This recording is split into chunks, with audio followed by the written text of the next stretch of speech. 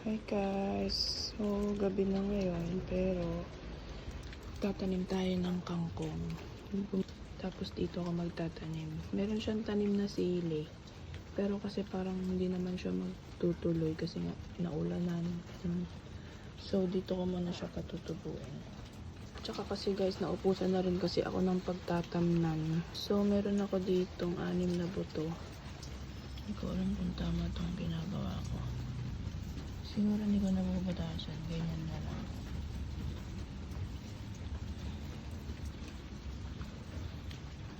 Pero yung iba, nalaliman ko na. Ayan.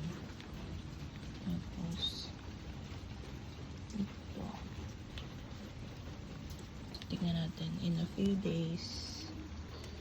So, diligan na rin pala natin, guys.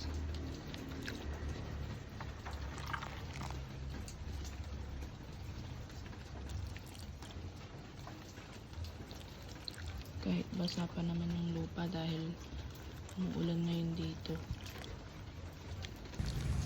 After 2 days, meron ng tumutubo. Tapos ito pa.